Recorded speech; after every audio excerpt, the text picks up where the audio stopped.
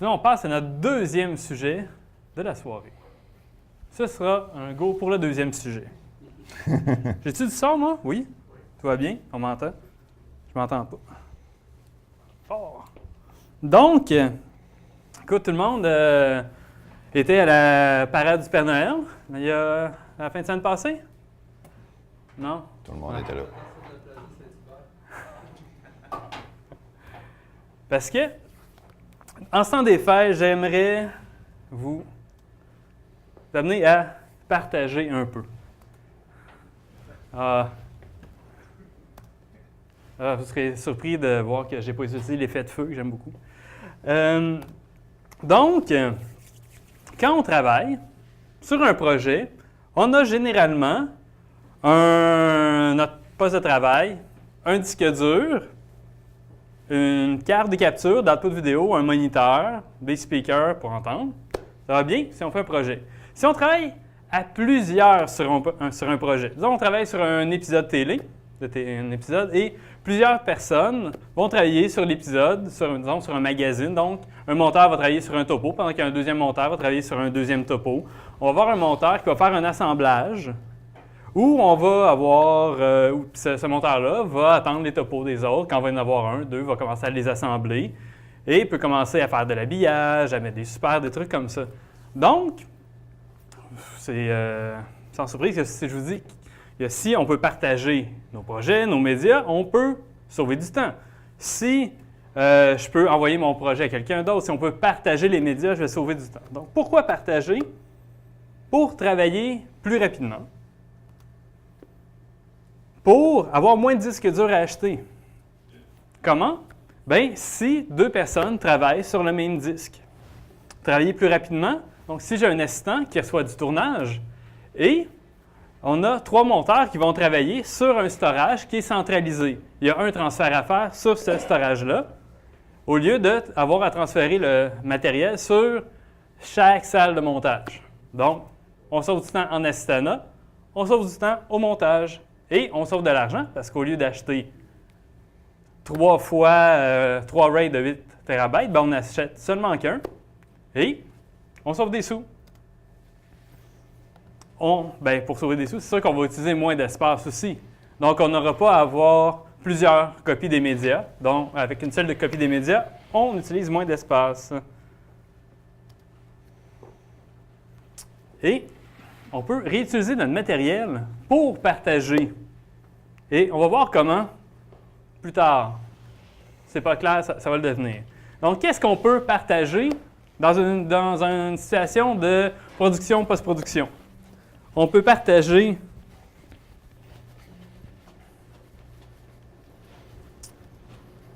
la vidéo. Donc, exemple de tout à l'heure, j'ai des vidéos, j'ai du tournage qui est fait. Si j'ai copié juste une fois sur un storage qui est centralisé, sur un disque dur qui est partagé, on peut... C'est doux, ça. En fait, on peut les mettre sur un disque et tout le monde va avoir accès aux mêmes médias en même temps. C'est les nouvelles. Partager des médias, en fait, on peut partager des photos, des animations et de l'audio. Et on peut partager des projets. Comment on fait pour partager des projets? Est-ce quelqu'un qui était pris dehors? Oui, il y avait 5 personnes. J'ai reçu un texto, fait que j'ai été ouvrir. Moi aussi, je recevais des messages, il y a Christian qui m'appelait, puis... Je n'osais pas répondre, je trouvais que c'était inapproprié. Ah! Bienvenue! Cette présentation de Final Cut Montréal. Ça me fait plaisir de vous voir. Donc, on peut partager des projets aussi. Qu'est-ce qui est le fun pour partager des projets? C'est qu'en plus de pouvoir partager des médias, bien, je peux travailler sur un montage, je peux travailler sur le bout d'un film, une autre personne va travailler sur l'autre bout d'un film. Et finalement, quand tout le monde est fini, on a un timeline, puis tout le monde a travaillé, puis le projet est fait. Et partager les ressources. Donc, on peut partager aussi l'équipement, comme les disques. Donc, j'ai perdu mes animations. Disons que tout arrive un après l'autre dans ce qu'il y a là-dedans. Avec Survey, t'étais genre ça loin? Oui, c'est la nostalgie. Donc, en 2004, 2006, 2006. 7, 2007. Vous avez acheté un Xserve Ray parce que en 2007, vous vouliez faire du HD. Et vous avez dit, OK, là, ça me prend beaucoup d'espace, il me faut 1 TB. Puis là, vous êtes allé voir votre banquier, vous lui avez dit, il me faut 7000 $, s'il vous plaît. Vous avez acheté un Xserve RAID et vous pouviez faire du HD non compressé en 8 bits. Là, vous avez travaillé avec ça, puis là, à un moment donné, votre G5, il a fallu que vous le changiez, puis là, il suivait bien, puis là, votre terabyte, finalement, c'est plus si gros que ça. Fait que là, vous avez acheté un portable avec un Pegasus, puis un IOXT qui roule beaucoup plus vite et qui vous a coûté la moitié du prix de votre Xserve RAID. Tu sais, je vais venir avec ça. Bon. Ah oui, c'est là. OK. Mais, en fait, votre Xserve RAID est toujours très bon. L'ordinateur peut faire votre Mac Pro de 2008 peut faire du montage offline sans problème encore. Fonctionne très bien. Aligner des images sur un timeline. Sauf que là, vous avez acheté votre portable, puis là, écoute, c'est bizarre que ça veut paraître, écoute, vous voudriez faire du online là-dessus. Très bien. Mais ça ne vous tente pas nécessairement de vous acheter d'autres disques durs parce que quelqu'un va faire du montage pendant qu'une autre personne va faire du online ou d'autres montages. Qu'est-ce qu'on peut faire? On voudrait partager tout ça. Donc, une des solutions pour partager, la plus simple, on a un Mac Pro, dedans il y a des disques durs et on a un iMac à côté. Il y a une application, en fait, il y a un système qui s'appelle macOS 10 et qui vous permet de prendre les médias sur un Mac facilement et de les partager. Et il vous suffit d'avoir une bonne connexion entre les deux pour pouvoir donner accès à vos médias à quelqu'un d'autre. Donc, à la base, un fil réseau, un Guigui, puis vous pouvez déjà partager des médias. Bon, c'est sûr que dans la configuration qu'on a là, on a un Mac Pro avec un écran. Sûrement qu'il y a un RAID de 3 disques dedans, plus un disque système. Puis l'autre, on a un nouveau iMac qu'on a acheté hier. Et, en fait, c'est le fun, mais seulement une personne va pouvoir travailler comme ça à la fois. Parce que, la performance du RAID, la façon qui est faite, on n'a pas le débit qu'il faut, mais quand même, je n'ai pas besoin d'avoir des copies dans 2 ordinateurs. Je peux faire mon offline sur un et mon online sur l'autre. Je vais avoir moins de pistes si je partage juste avec un fil. Et la vitesse va être limitée. Ce que je peux faire, si vous avez remarqué, en arrière des Mac Pro, il y a 2 fils réseau. Donc, ça serait possible si on achète des disques débranchés sur la tour et de partager pour 2 ordinateurs.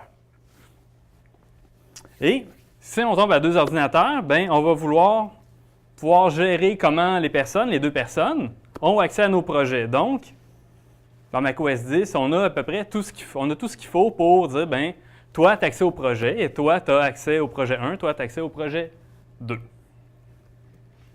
Comment on pourrait calculer comment on a accès à ces données? Au départ, ça nous prend un disque dur qui est capable de rouler autant de pistes qu'on veut à la base. Donc, si j'ai un disque qui est capable de rouler 1000 mégabits, donc 1 gigabit, ça me permet à 2 ordinateurs, disons, de rouler 500 mégabits. Et à partir de là, ça veut dire qu'avec un système comme ça, je pourrais théoriquement rouler 4 pistes de ProRes sur chaque ordinateur en ayant acheté seulement 2 disques durs au bout, 2 fils réseau et en ayant récupéré mon Mac Pro qui ne me sert plus.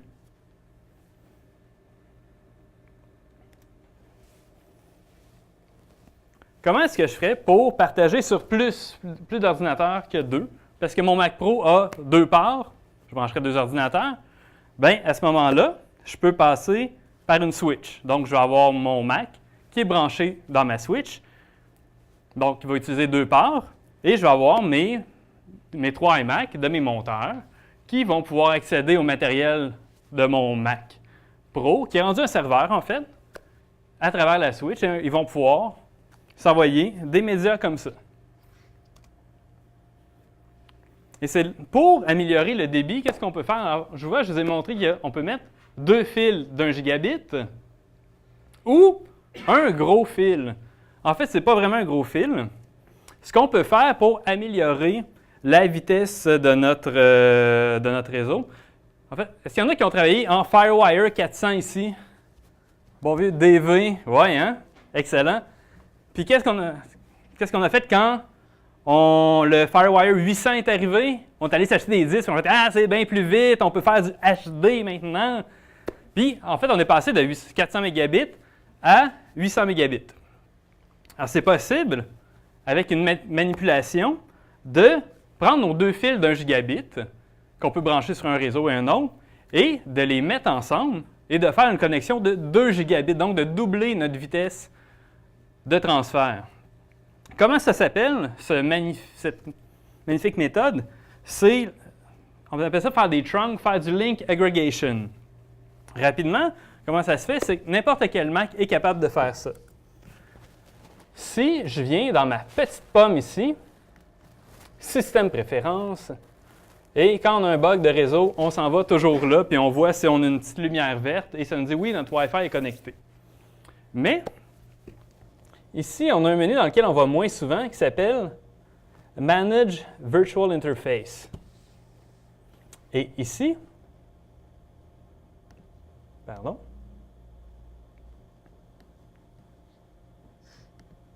on peut ajouter un Link Aggregate. Ce que ça va nous permettre de faire, c'est de choisir 2 connexions qu'il y a sur notre Mac. En fait, il va nous laisser choisir un Wi-Fi, un FireWire, un fil réseau, une connexion réseau, un Wi-Fi, ou dans le cas de Mac Pro, de prendre nos 2 connexions Ethernet et de n'en faire qu'un lien. Donc, macOS va dire « Ah, ben, j'ai plus 2 fils réseau, j'en ai seulement qu'un, et sa vitesse, je peux calculer qu'elle fait maintenant 2 gigabits. » En passant, on ne peut pas agréger un Ethernet avec un Wi-Fi. C'est important de le dire. Non, mais ils sont là, puis tu veux... Donc, en fait, là, tu peux prendre tes 2 câbles et dire, ben maintenant, au lieu de ma seule connexion que j'avais en 1 gigabit, ben, j'ai maintenant 2 fois plus de bande passante pour envoyer du matériel à mes stations. Si je fais une agrégation de 2 câbles sur mon Mac Pro, ces 2 câbles-là vont s'en aller dans un autre appareil, soit un autre Mac Pro, donc un lien direct, dans lequel je vais lui dire aussi ces 2 mêmes par Ethernet, fait une agrégation aussi, donc maintenant il se parle en 2 gigabits.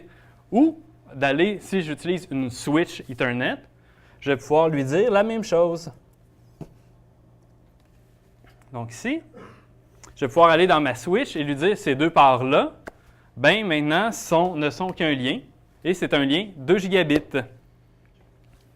Ben moi, la switch doit être ce qu'on appelle une switch manage, qu'on peut aller agréger ces parts-là. Parce que si vous prenez une switch standard qui est unmanaged, qu'on appelle, ça...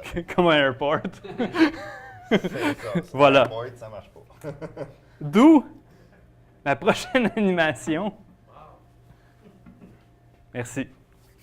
Je mets beaucoup d'efforts dans mes présentations, puis quand je vois que le monde apprécie, ça me fait chaud au cœur. Donc, ici, si on veut... En fait, on a Mac Pro, on a 2 parts. On envoie ça dans une switch. Bon, on a 2 parts. On a des Mac Pro, des iMac. Puis, en fait, on va pouvoir envoyer jusqu'à 2 gigabits dans ma switch. Puis, ça va être propagé pour les 3 autres iMac. Si je veux plus de bande passante, il faut toujours que j'aille un disque dur qui est capable de me le donner au départ. Donc, à ce moment-là, je pourrais changer les disques durs que j'ai sur ma station et mettre un plus gros disque. Je pourrais augmenter ma bande passante. Je pourrais mettre une carte dans laquelle, comme celle-ci, j'ai 6 ports Ethernet. Donc, je pourrais faire un trunk de 6 gigabits si je veux. Et avoir une switch qui le supporte et envoyer plus d'informations en même temps à une même destination. Et d'avoir une switch avec beaucoup plus de ports aussi.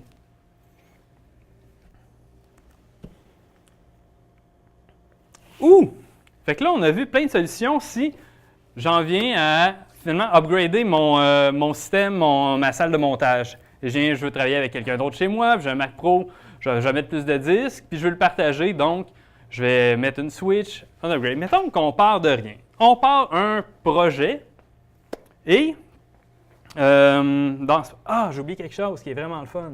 Excusez, il n'y aura pas d'animation, mais c'est le fun pareil.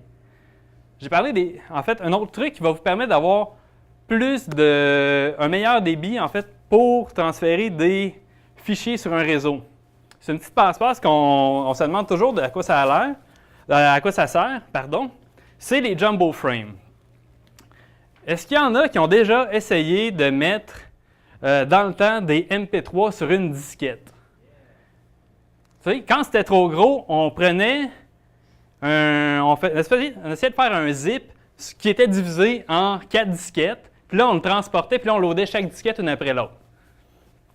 Fait que le réseau, quand il envoie des fichiers sur son réseau, sur lui-même en fait, il s'envoie des fichiers sur lui-même, le réseau, il travaille en frame. Donc, ce qu'il va faire, c'est qu'il va prendre une partie du fichier, il va l'envoyer, et si le fichier est trop gros pour ses frames, bien, il va séparer en plusieurs, puis il va les envoyer en paquets, un après l'autre. Comme en vidéo, on travaille toujours avec des très gros fichiers. Pour un réseau, un vidéo, c'est un gros fichier. On peut lui dire, fais des plus gros blocs.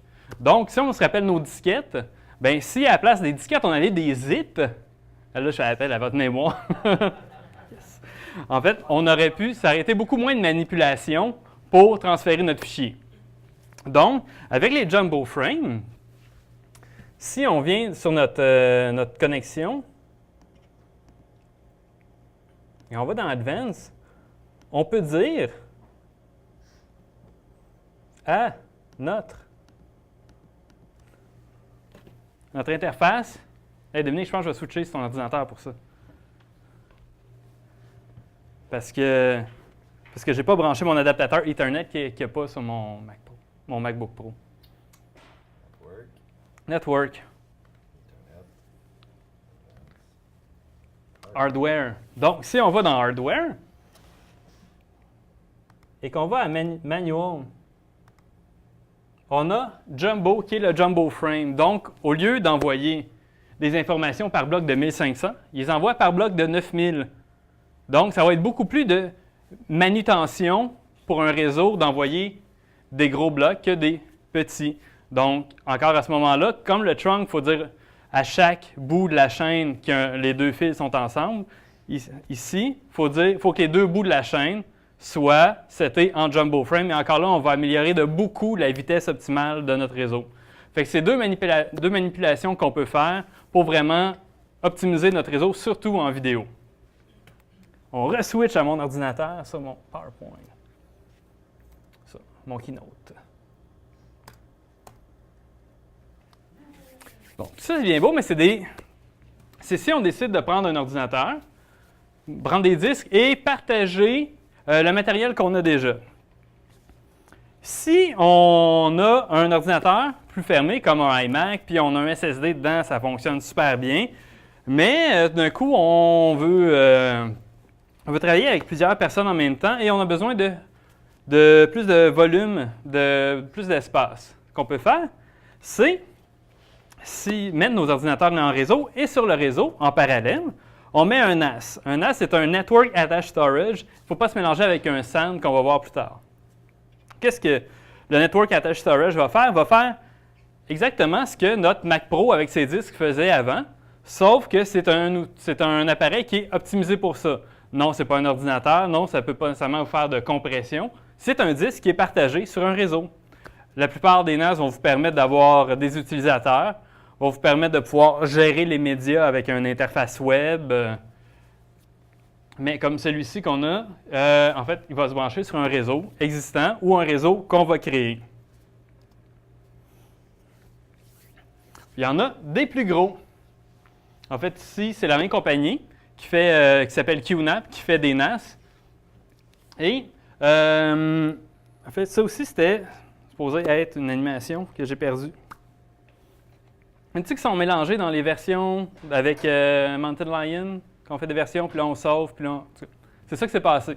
Fait que si quelqu'un à la prochaine conférence veut faire une présentation sur les versions, moi j'apprends.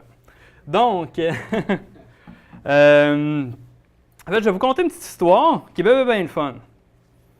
C'est, il y a à peu près un mois et demi, le producteur qui m'appelle, ils me disent, nous on refait l'habillage d'une chaîne de télé au complet.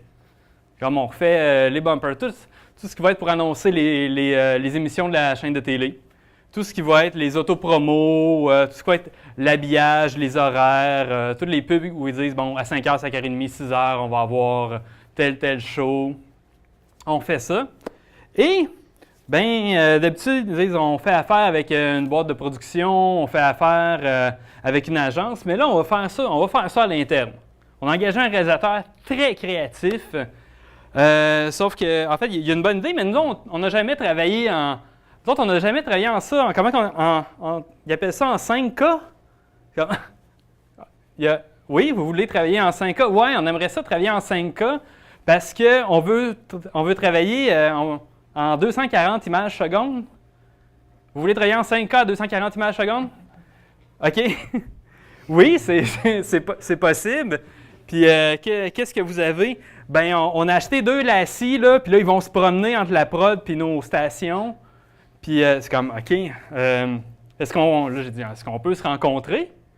Oui, ça nous ferait plaisir. Fait que là, on s'assoit à la première réunion, on demande, OK, on s'assoit, il y a un réalisateur, il y a un directeur photo qui est en test de caméra avec une Red Epic. Et dans 2 heures, il y a des danseurs qui s'en viennent se faire filmer en 5K. Des frame rate pas possible. Donc, OK, fait que là, on s'assoit, on fait OK, qu'est-ce qu'on a à tourner, là, en fait? C'est combien de spots avez-vous à tourner dans votre année pour faire vos autopromos? Ils disent, bien, c'est parce qu'on tourne des autopromos, puis on veut que ce soit bon pour 3 ans. Fait qu'on ne sait pas exactement ce qu'on va faire dans 2 ans, mais on a une petite idée de ce qu'on va faire cette année. OK, bon départ.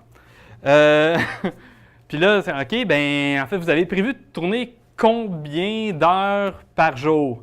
Bien, on ne sait pas, là, mais on va essayer des affaires. C'est comme, OK. Donc, on tourne en 5K, on va tourner des images à 240 images secondes, mais on ne sait pas combien on va en tourner par jour. Puis là, ils me disent, Mathieu, est-ce qu'on a assez de place? C'est comme, bien, je ne sais pas. J'avais aucune idée. Donc, on s'est dit, faisons une journée, on va voir qu'est-ce qu'on a, mais on va voir combien vous tournez par jour, mais d'ici là, ce qu'on va faire, c'est qu'on va regarder ce que vous avez comme équipement. Ils disent, bien, en fait, on va avoir une station de montage où ils vont faire les montages des autopromos. Je dis, bon, ben, on va faire des clips offline, en ProRes, puis on va faire le montage là. Ils disent, oui, puis on a 2 designers qui vont faire l'habillage de tout ça parce qu'on tourne sur green screen, puis c'est comme, OK, bon, ben, vous avez 2 designers sur After Effects qui vont travailler sur ces autopromos-là. Donc, le monteur avec le réalisateur vont faire des montages, ça s'en va vers les designers qui vont tout faire l'habillage de ça. Donc, vous avez une salle de montage dans laquelle il faut mettre tous vos clips ProRes, mettons, offline.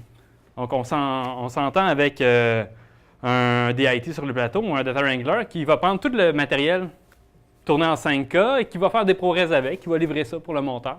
Parce que là, tout va bien. Et je dis, ouais, mais vos designers, ils ont besoin de travailler sur le 4K. Ils disent, ben oui, c'est parce que, en fait, dès qu'ils vont travailler sur nos personnages qu'on filme sur green screen en 5K, en 240 images secondes, ben, on va garder ça parce qu'on va pouvoir, dès qu'ils sont clients, on peut les utiliser après dans d'autres pubs, dans 2 ans.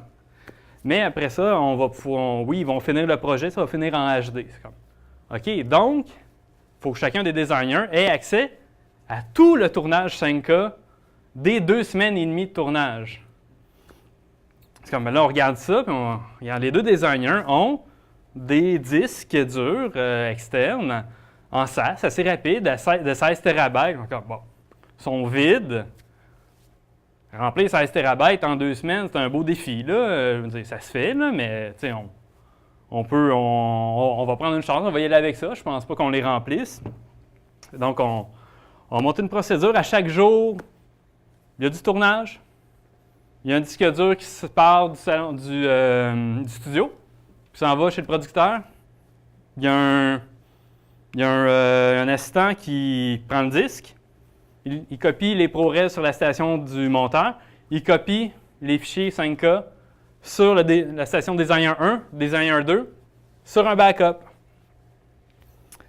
Après 3 jours, notre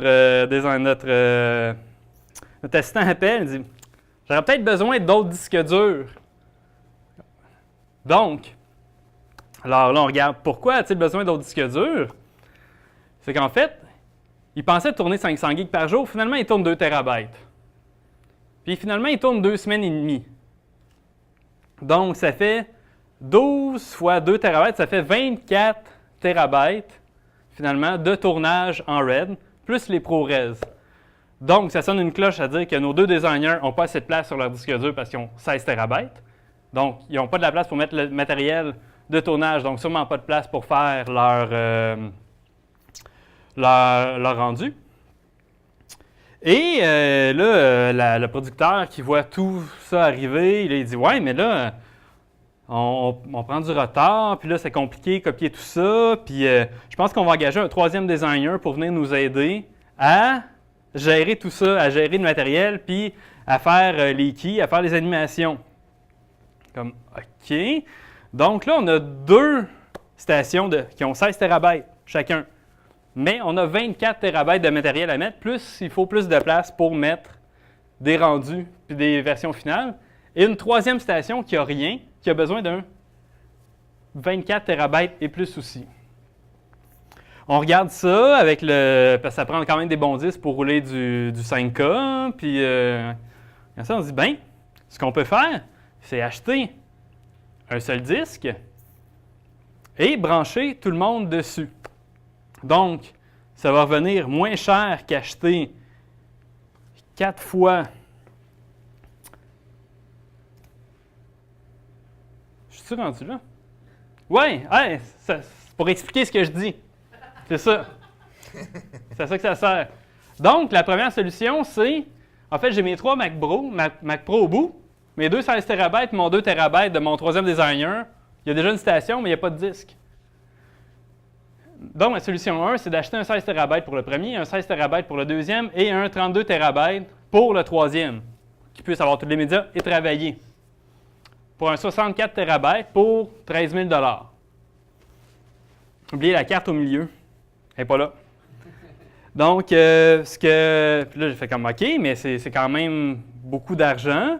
Et comme vous êtes parti un peu sur les chapeaux de roue, écoute, vous allez peut-être avoir besoin de quelqu'un d'autre à un moment donné. Ah non, aucun problème. OK, c'est bon. Mais, que diriez-vous d'acheter 48 TB avec 3-4 pour mettre dans chacun des Mac Pro pour 10 000 $? C'est comme, ouais, mais là, 3 000 $, mais pourquoi c'est juste 10 000 $ pour 48, puis l'autre, c'est 13 000, c'est quand même plus, puis on va sûrement en avoir besoin. Comme,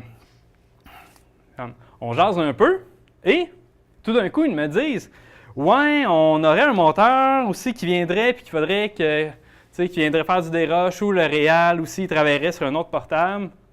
Et il faudrait qu'il ait accès à tout le matériel aussi. C'est comme, OK. Donc, lui aussi, il faudrait un 32 TB. Mais, je dis, ah, mais non, parce qu'avec la solution partagée au centre, on n'a pas besoin d'acheter un autre 32 TB, on a juste besoin d'acheter un fil réseau. Fait que 15$, ça a passé au budget. Donc, c'est comme ça qu'on a réussi à, avec une solution de storage partagé, de pouvoir sauver et des coûts et l'efficacité, parce que là, on avait un assistant qui n'avait plus à faire 3 copies des médias à chaque soir sur 3 disques durs et 3 stations différentes. Il y avait juste à faire une copie sur ce disque-là et tout le monde y avait accès. Et bien, on a arrêté d'acheter des disques durs aussi pour des disques durs de backup parce qu'on a récupéré qui étaient sur les Mac Pro et on a fait des backups avec. Comment on a fait ça? C'est que on s'entend que notre roulé du 5K que ce soit en RAW, que ce soit en ProRes, c'est très demandant pour un disque dur. Donc, 4 ordinateurs, ou en fait 3 ordinateurs qui roulent qui veulent rouler du 4K ou avoir accès à ça, c'est peut-être demandant même pour un réseau gigabit. Donc, ce qu'on a fait, c'est qu'on a pris ce merveilleux appareil dans lequel il y a des fentes d'expansion et on a mis des cartes 10 gigabits. Donc, 10 fois la vitesse de du gigabit qu'on avait au départ. Donc, 10 gigabits, c'est aussi beaucoup plus rapide que du eSATA 3, qui est du 6 gigabits. C'est beaucoup plus rapide que notre eSATA, c'est beaucoup plus rapide que aussi notre USB 3. Donc, c'est une interface qui est ultra rapide. Et on a mis une carte en arrière de ça, en arrière de la boîte, pour brancher nos Mac Pro dans la boîte en 10 gigabits. Donc, comme je disais, on a pu faire maintenant une seule copie. Tout le monde, une fois que la première copie était faite, avait instantanément accès à tout le matériel. Les médias étaient partagés, donc les sources étaient accessibles par tout le monde. Et à partir de ce moment-là, on pouvait partager des dossiers par projet. Donc, si on avait tout le matériel pour les pubs de l'émission A, on pouvait faire un dossier pour ça. Donc, on pouvait restreindre un monteur à travailler juste sur une partie du matériel et un autre monteur sur une autre partie du matériel. Mais par contre, cette solution-là ne permet pas de partager les projets. Tantôt, on va voir à quoi ça sert de partager des projets et comment ça peut être le fun avec Dominique. Il va nous parler de ça. Merci, mon petit Fred Pellerin. C'est ma chemise à carreaux qui inspire. Donc, pourquoi je suis capable de brancher plein? En fait, si vous avez remarqué, là, ici, je n'ai pas de switch. Tout est branché directement dans l'appareil. Comment je réussis à faire ça? C'est que, en arrière de mon appareil, je pense que je les ai écrits, je n'ai même pas besoin de me déplacer. Les connexions. J'ai, premièrement, en avant, 16 disques SATA qui va me donner tout le bandwidth possible pour pouvoir envoyer le média en temps réel à mes ordinateurs qui sont branchés dessus. J'ai 2 eSATA. Je vais revenir après sur les eSATA à l'arrière. J'ai 4 USB 2. Ça aussi, je vais revenir. 2 USB 3. 2 expansions. Et pourquoi je n'ai pas parlé des... Ah, j'ai oublié de dire que...